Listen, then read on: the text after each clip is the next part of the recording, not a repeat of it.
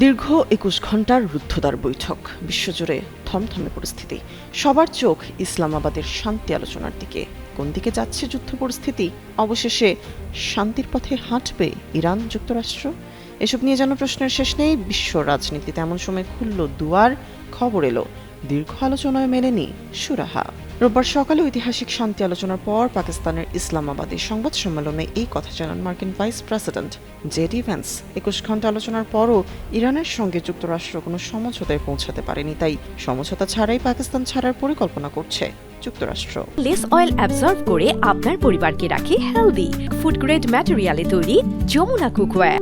এর আগে পাকিস্তানের রাজধানী ইসলামাবাদে শনিবার বিকেল থেকে শুরু হওয়া রোববার পর্যন্ত চলে আলোচনা শেষে এক সংবাদ সম্মেলনে জেডি ভ্যান্স বলেন, আমরা এখন পর্যন্ত ২১ ঘণ্টা আলোচনা করেছি, তবে খারাপ খবর হলো আমরা এখনো কোনো চুক্তিতে পৌঁছাতে পারিনি।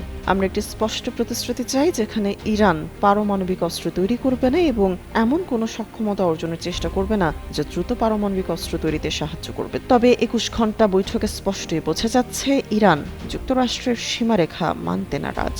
ইরান ঠিক কোন প্রস্তাবগুলো প্রত্যাখ্যান করেছে এই প্রশ্নের জবাবে ভ্যান্স বলেন, সব বিস্তারিত প্রকাশ করতে চাই না। তিনি আরও বলেন, আলোচনায় কোনো ঘাটতি থাকলে তা পাকিস্তানের কারণে নয়, বরং পাকিস্তান আন্তরিকভাবে চেষ্টা করেছে যুক্তরাষ্ট্র ও ইরানের মধ্যে দূরত্ব কমিয়ে একটি সমঝোতায় পৌঁছাতে। তবে আলোচনা ফলপ্রসূ না হওয়ায় আরও ভয়াবহ পরিস্থিতি দেখতে পারে বিশ্ব। ঠিক কতদিন চলবে এই যুদ্ধ, কবে নাগাদ শেষ হতে পারে সংঘাত, তা নিয়ে মেলেনি কোনো ইঙ্গিত।